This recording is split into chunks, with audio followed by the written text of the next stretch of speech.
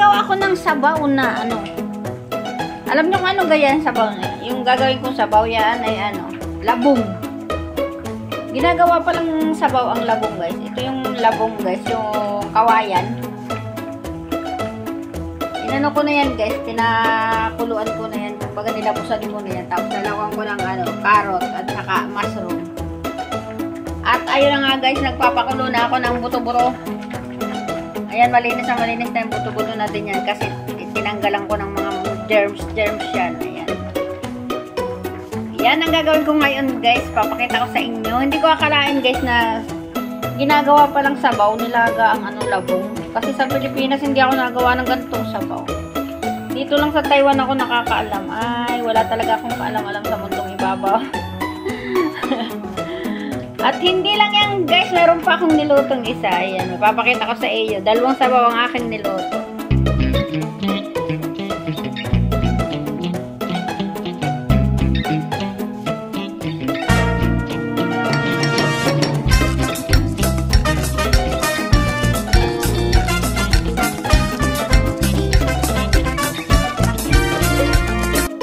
Ayan naman guys, so may isa pa akong niluluto. Ayan, balatong. Kasi Friday ngayon, nagluto akong balatong para sa amin ni Evelyn yan.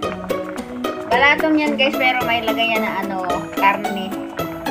Karne, luya, bawang. At syempre, lalawan natin yan ng green vegetable at saka sutanghon. Ayun naman talaga yung ating pagkain palagi sa ano, sa Pilipinas. Lagi na laang na may ano, may sutanghon, di ba, pag balatong. Yan. Yan guys, lubulo na yung aking sabaw. Yung buto guys, ang lakang niya na yung yan. Yan. Alam ko wala sa likar, kaya lang mamulo. Kaya lagyan natin yung mga ingredients. Lagyan natin yung carrot. Tapos ang labong. Ayan. Diba? Yan ang specialty na yan. Taiwanese. Yan. Tatakipan muna natin guys yan. Takipan natin. Tapos ito natin. Susunod na huli. Pasok. Alam niyo guys ang lakang niya na kasi. Kasi nagluya ng sabaw. Yun lang. Wala nang iba. Siyempre kami, ang pinakawala dyan guys ay pampalasa kagaya ng magic sarap. Wala kami magic, kami magamit ng magic. Yan. At ito naman guys, ang ilalako ko sa aking balatong. Sa atin sa Pilipinas, ang ilalako natin sa balatong ay dahon ng ampalaya or kahit anong dahon. Kaso mo, walang dahon ng ampalaya dito, kaya litos na lang ilalako sa ampalaya. Saka naghiwa na din ako ng dahon ng sibuyas. So, ayan. At syempre, hindi mawawala yung sutanghon. Dami no, ayan, kasi alam nyo guys, hindi lang pang ulam yung ginagawang merienda ni Evelyn yung niluluto kong balatong. Kaya, tingnan natin yung balatong kong luto. Yun lang, malapit na guys, pero dagdag ko yung tubig para naman punta ng muna, lagyan natin ng tubig yan. Ito balatong, lalawa ka ng tubig, kasi guys, may kami yan. Hindi pa lang kung ganyan kayo guys, pag nagluto ka ng balatong, may bawang sibuyas sa luya. Yung iba sa inyo yung luya, iba ko nakita ng balatong na may luya, sino nakakapagluto ng ganyan na balatong na may luya, o pagkakulaan, sarili yung luto ko ng may luya. Kasi yun lang pero alam mo guys, masarap ang may luya na balatong. Promise! Wait lang guys, kakaripan ko niya kasi hindi ko kaya balatong o kaya balatong tingnan. Ayan guys, luto na siya. Ilalagay na natin ang mushroom. Ayan. Luto ng ating sabaw na ano. Sabaw na parang ang sarap guys. O yung sabaw na ano ba yan? Labong. Hindi ko maimik-imik labong. Ang tawag dyan dito sa Taiwan guys ay hindi labong. Soon ang tawag dyan. Yan ang ano, sabaw ng ano, ay ang nilagang sabaw ng ano. Ay, ang sarap talaga niya guys. Alam nyo guys, pag nagluluto ako kahit ano, tinitikman ko din yan. Yung mga sabaw-sabaw nila na yan. Kaya alam ko kung anong lasa niya. At lagyan natin ng asin. Walang ibang lahok yan guys kung hindi asin lang. Asin at luya. So, diba? Oh, yummy! Takipan ko guys para hindi pa kasi luto yung ano na yan. Kailangan nating takipan yan. Ayan.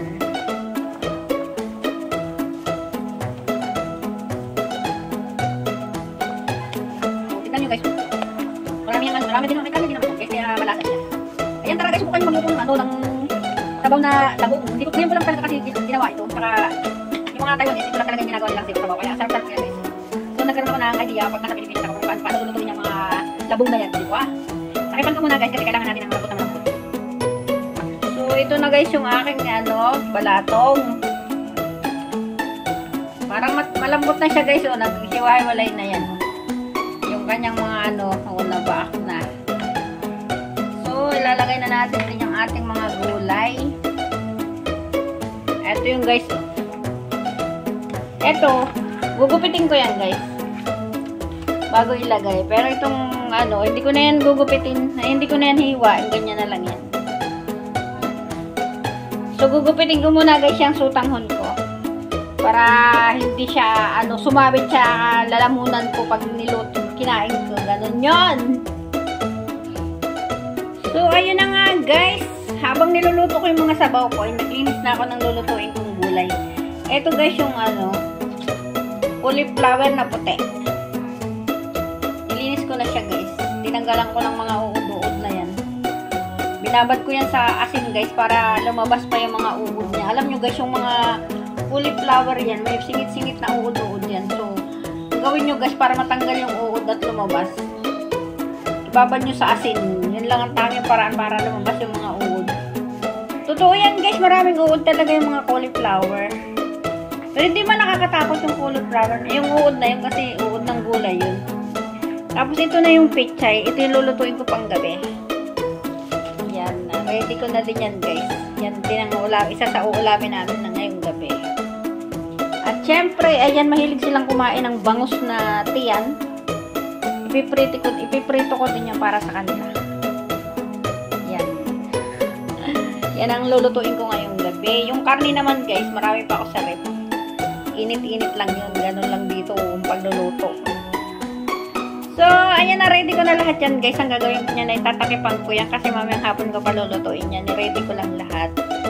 So, yung mga sabaw ko din ay ilalagay ko yun sa sa thermos na hindi siya malalamig agad. Ayan, hindi pa luto yung aking sabaw guys. So, ayan. Salamat ng marami sa pag-watch. Hindi pa ako tapos. Lagyan natin ang sukang road. Ayan. Dito na yung dekat natin. Lagyan ko yun natin. Tapos hindi kami pamatik-matik. Pamatik-matik yan. Nakasan natin yan. Halong kami. Lagyan na natin yung ating dito. Diba? Alam nyo guys, itong sabaw na to, dalawa lang kami nilibay kakain yan. Ngayon, hanggang bukas din namin yan, pagkain. Kung sa mga namin yung pagkain yan, huli lang sa kasi kung bakit lang kumain ng mga naman, kami binibigyan namin yung sa pagkain ang huli. Kung diba? Ang sarap. Yan, sarap. Nakipang ko lang yan para lumapot. Gulay, okay? Ayan na guys, luto na yung aking balatong. Ayan. Yan, pwede na patayin. Yan ang ulam namin na Evelyn ngayong tanghali. Balatong. At dahil ngayon ay Friday, kaya balatong ang aming ulamin. Diba? Ganun kasimple ang mga ulam namin dito guys. Ayan. Sana may natutunan kayo sa pagluluto ng balatong. Hindi ko yung ginisa. Hindi ako mahilig magisa. Kasi ayoko ng mamantika. Kaya pag laga ko ng balatong guys, ang ginawa ko, inihalo ko na agad-agad yung sibuyas, bawang at luya. Yun, sama-sama na agad sila. So, patayin nyo na natin dahil lutong-luto na siya guys. Yan, thank you for watching sa aking balatong. Patayin na guys, luto na siya. Ang aming, sabaw ng Taiwanese na labong, ayan. At dahil mamayang gabi pa ang dating nila, hindi pa itong kakainin. Ang gawin ko dyan, kaya ilalagay ko sa, sa isang lugar na hindi siya lalamig hanggang gabi, yung thermos niya. Lutong-luto na siya guys, kaya thank you for watching sa aking mga niluluto. Ayan, mamaya na uli ako maglulutong hapon. Kasi ito lang inuna ko para hindi ako nagagawal sa oras. Ganun lang yung guys kasi muli, okay? Ayan, ilagay ko na guys dyan, no? Ayan yung aking thermos ng sabaw. Ilagay ko na siya dyan guys para hindi siya lumamig kahit gumabi siya. Takipan na natin. Ayan, o. Pag tinakipan mo yan, hindi na talaga yan lalamig hanggang gabi. O, meron kayong ganyan. Meron siguro. Okay. Ayan guys, nagpiprito na ako ng isda. Yan ay tiyan ng ng isda, paborito ng mga amo. Yan ang bangus, pero mag-ingat kayo sa pagpiprito niya kasi yan ay natalsik talaga sa mukha. Kaya layo-layo ko guys, tingnan nyo guys. Ayan. Wala guys, yung niluto ko na huwachay, ang aking huwachay. Alam nyo ba kung ano ang huwachay? Cauliflower na puti. Nakalimutan kong i-video nung ang niluluto ko, kaya ipinapakita ko na lang sa inyo na luto na to. Nakalimutan ko talaga mag-video. Akala ko tapos na ako. Yeah, nagpuputo ka na talaga yung piniprito ko guys. Guys, kung nagpuputo ka na, nabaliktad ko na oh. Kakatakot talaga magprito niyang tiyan ng ano na yan, ng bangus. Nagpuputok-putok talaga guys. Kaya takot na magprito niyan. Kaya tinatakpan ko yan. Nakalimutan ko lang kanina. Yan. No, madali lang yung lutuin. Kaya tatakpan ko na ulit. Baka matansi ka ng mukha ko. Ay, kawawa naman yung face ko. Ilagay sa ahunin ko na tagpuputo ka na. Baka tumalsik pa sa pagmumukha ko. Sayang naman yung face ko. Luto na yan guys. Ayan. Ang pagluluto ng tiyan ng bangus. Napakahirap i-prito. Natalsik. Ito na yung huling lulutuin ko guys. Inuna ko muna yung puno ng pechay na igisa. Para malambot siya bago ko ilagay itong dahon. Ayan. Kasi kailangan panghuli talaga yung dahon na yan. So, ang gagawin natin guys, ay takin pa natin yan muna. Para maluto, saka natin ilagay yung dahon. Okay?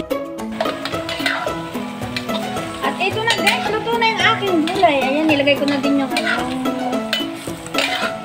pinakang green. O diba? Kung sabay-sabay ko yan niluto guys, malamang labog na yung dahon na hindi pa labog yung puno. So, ganun lang guys. Pag nagigisa kayo ng gulay, unahin nyo na lang yung puno ng pechay. Para sure na lutong-luto yung yung dulo. Yan, luto na siya guys. Pwede ng ahonin. Ayan, thank you for watching. Maraming salamat sa pag-watch ng aking mga ina-upload na video guys. Sana may natutunan kayo sa mga lutong Taiwanese food. Ayan, sa mga bago pa lang na mag-a-abroad ng Taiwan. Panoorin nyo guys ang aking mga lutong pagkain. Lalo na yung mga caretaker at caregiver dyan. Kasi hindi all around kasi kayo guys, lahat ng gagawin nyo dito at lulutuin. So, ayun na ang mga tips ko sa inyo. Gayahin nyo na lang ako guys. At ayan guys, for today video, ito lang po ang aking naluto guys. Ang gulay, tapos ayan ang kulichay, tapos yan isda. At syempre yung brown rice hindi mawawala. Ito naman karne, ininit ko lang yan guys. So, ayan lang ang aming pagkain ngayong gabi. Tapos may mga sabaw pa. O, diba? Thank you for watching, guys. I love you all. Ayan. Sana huwag kayo magsawang manood sa aking mga ina-upload na video. Thank you, guys. I love you.